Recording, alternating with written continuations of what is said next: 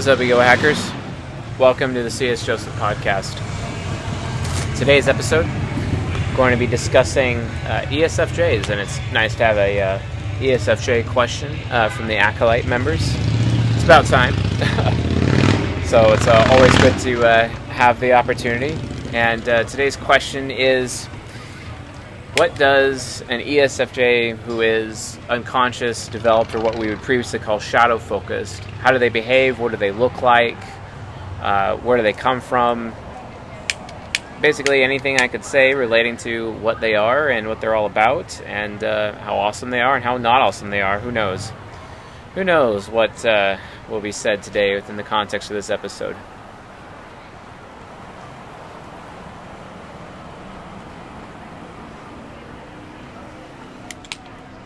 So yeah, ESFJs.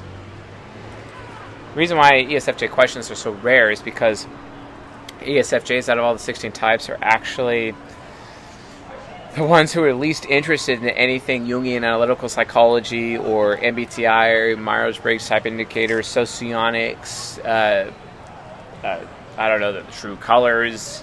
There's so many different, the DISC system. So many different systems that people can utilize to psychoanalyze themselves and other people to get an idea of like what these behaviors are. But ESFJs, they're pretty content to just not care. I mean, oftentimes, ESFJs are way too smart for us, right? And as a result of them being way too smart, like they don't have time for the sissy stuff. They don't have time for this crap, this personality typing crap. Who cares, right? No one cares. They don't care. So, and because it's just not a regular thing. Everyone is different, right? It oftentimes can actually offend their ego. So when I get an opportunity to answer an ESFJ related question, it's like gold. It's amazing. So I would like to thank the Ego Hacker community, especially the Ego Hacker acolytes who have definitely, contributed to be able to answer these questions. And having an ESFJ question, and this question is old, admittedly. An ESFJ asked me a long time ago and ended up getting lost in the mix, which can happen. It does happen, but I always make it right. So thank you for not giving up. I apologize if you felt not listened to. That was definitely not my intention. And thank you for giving me the opportunity to make it right. And I will definitely answer this question as best to my ability. So overall, it's a good question. So what exactly does a shadow-developed or unconscious-developed ESFJ actually look like? So it's a little bit... They're pretty difficult to understand in a lot of cases, but there's so many different ways to kind of identify the differences in them. Like, for example, if you're going to take a bunch of ESFJs in a line, the ones who are obese and the ones who are not obese, that's a great example. The obese ones are more likely to be subconscious developed because they're closer to their deadly sin of gluttony, whereas they're more likely to be unconscious developed if they are not obese, basically, and they're closer to their deadly sin of greed. Now, granted, their ego still has the deadly sin of gluttony, but the difference is that if they're pushing towards their subconscious development from a psychological perspective, that means they're getting a double helping of their deadly sin of gluttony. And you can almost assume every time, sure, there's some Pareto principle in there, or at least one standard deviation in there of variance, but the point is that, in general, it'd be pretty safe to assume that an obese ESFJ is a subconscious developed ESFJ. And one who is not obese and who is actually pretty healthy, has a healthy body fat percentage. And I know this sounds shallow, but it's pretty factual. That ESFJ is likely to be shadow developed or unconscious developed because they're more about performance with their ISFP shadow, for example. Also, ESFJs that are closer to their ISFP shadow in their development, they're far more creative, way more creative, because they're drawing on the artist energy of their ISFP unconscious. And these are the ESFJs who might engage in physical, creative pursuits, which can happen especially as they going out and exploring different things. But don't forget, they're still a starter type. They're just gonna, let's say they decide to do some painting one day, and they're like, okay, yeah, I'm content with doing painting. I've explored painting as a result. This is great. This is fantastic. So they decided to move on to the next thing, and they move on to the next thing, and they move on to the next thing. That's the thing about ISFP developed ESFJs. They have this wanderlust, whereas INTP developed ESFJs not as much. They are able to be more content to be in their comfort zone. It's like they're doubling down on their comfort. Now, granted, they still have their cognitive origin of discovery, which is ultimately the cognitive origin of exploration, and they're still going to want to travel and explore, etc. But the ISFP developed ESFJs, they want to travel, be in a consistent state of travel, a consistent state of vacation, as it were, and just keep on going. I've also noticed that, when they continue to do that, I'm trying to state it from a familial perspective. Because the ESFJ who is subconscious developed is all about solving problems, ultimately. They are all about solving problems. Whereas ISFP developed ESFJ is more focusing on the pursuit of happiness. And they also can get really insecure when it comes to money, for example. Because from their perspective, gathering up a lot of money makes them feel secure because they have that deadly sin of greed that's more prevalent in them than, say, if they were subconscious developed. Unconscious developed ESFJs, from an octagram perspective, there's a greed factor in there. And actually, a good friend of mine who is an ENTJ, his mother is an ESFJ, and she is shadow developed, and she would pressure his ESTP father to not retire, for example, because she was basically afraid. She has a lot of fear because SFJs are very fearful people in general. She is afraid of what would happen if they ran out of money, for example. It's just anti-trickster. And she would use her ISFP shadow to project their ISFP shadow's greed, deadly sin, upon this ESTP. So this ESTP was constantly pressured into performing and making money and constantly working, even though they had so much already. Many rental properties, consistent monthly income that was just not necessary to even have a job. It was not necessary to even have the benefits. They already had enough streams of income already at retirement age. There's no point. There is no reason to be so focused on having all this additional money. And the ESFJ, especially their ISFP developed, just sees additional money from their greed, deadly sin perspective as this big giant security blanket. Whereas if they were INTP developed, it wouldn't matter. It wouldn't matter to them. Money doesn't matter as much to them because they're focused. They're hey, I have a high level endurance. I can get through anything, and because I have a high level endurance and I can get through anything, I could basically solve any problem that comes at me. So I don't have to rely on the security provided by money per se. So as a result, there's no reason for me to be greedy because I'm already capable in my ability to endure, because I can look back on my life and see everything that I've been through and know that I'm strong enough to handle whatever life throws at me.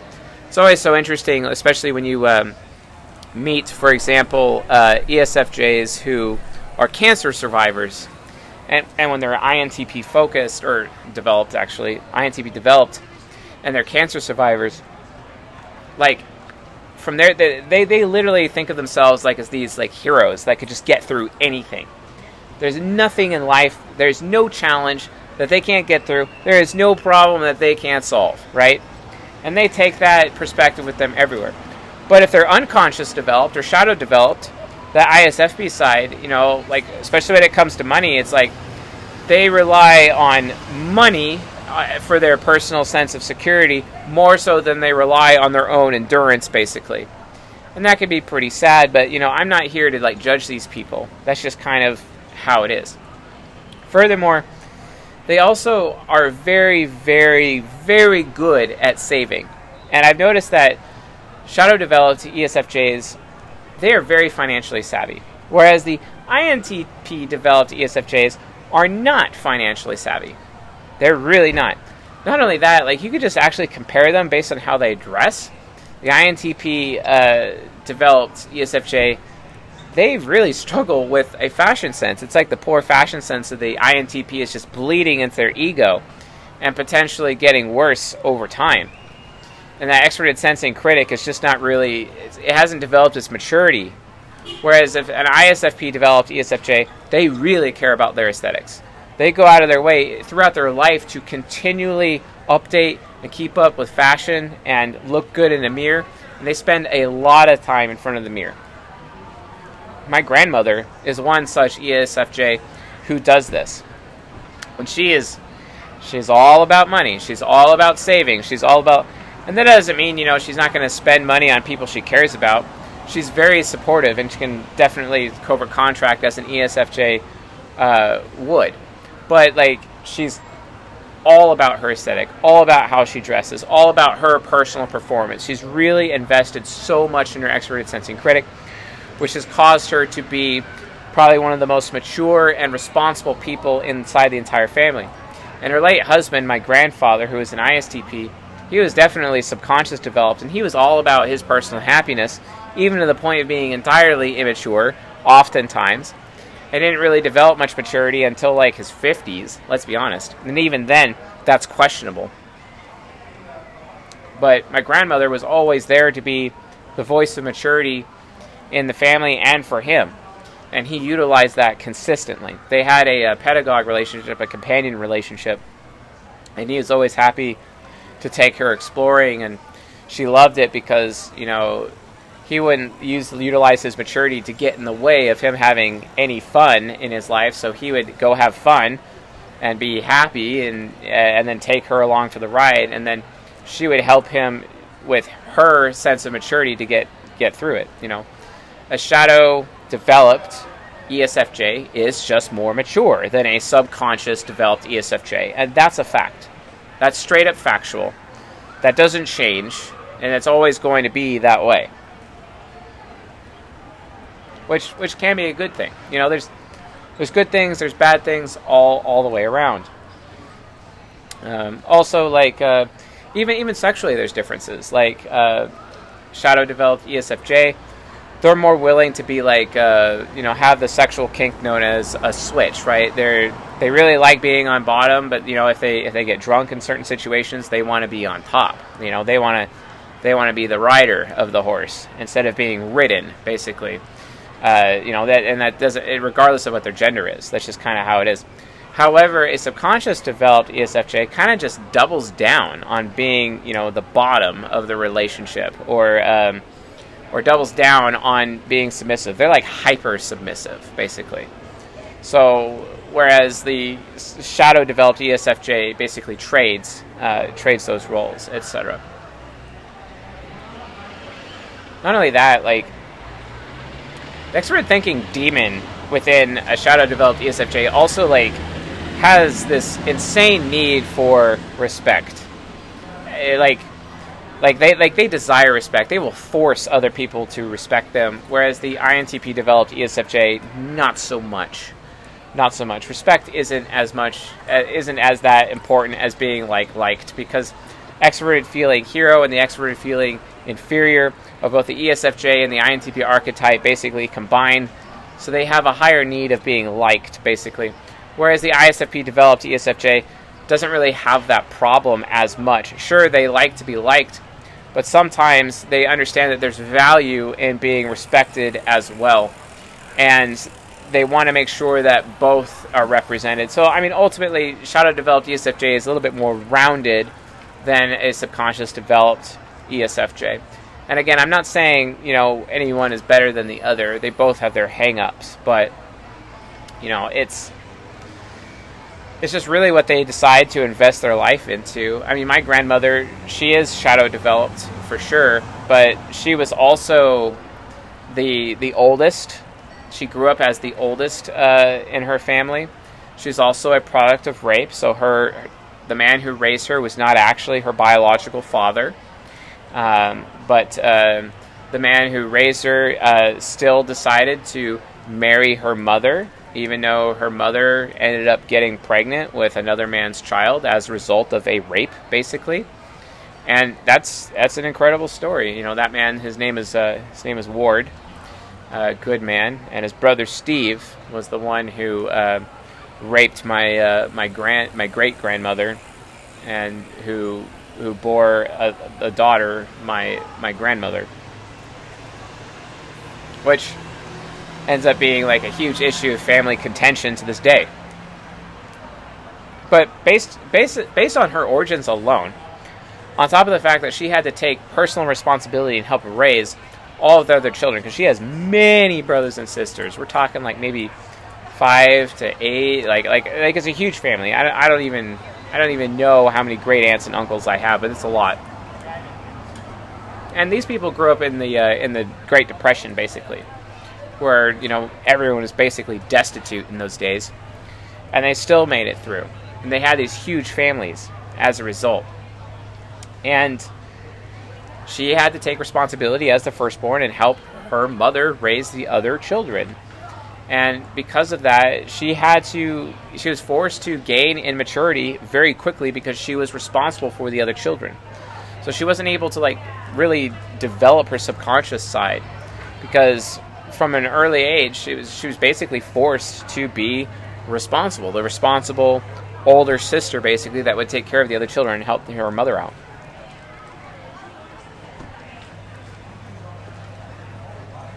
And that's ultimately why she became shadow developed, or over time.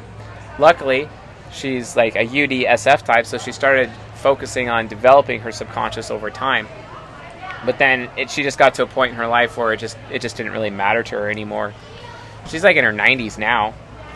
I believe she's 91, 92. I think 91 right now. And it's just like, who cares? I'll just eat some chocolate. Giving into that gluttony, deadly sin. So, I mean, why not? She's 91. She's not. It doesn't matter. From her perspective, it's YOLO time. You know what I'm saying? She's doing some YOLO time. So, and no one dare criticize her, especially when her expert thinking demon will come out and be like, "Hey, I put in all this effort for you. The least you could let me do as a 91-year-old woman, let me eat some chocolate when I want to eat chocolate. Yeah, if it kills me, it kills me. Oh well. But allow me to indulge, because I spent all this hard work and energy and time on all of you folks. Let it happen." So yeah.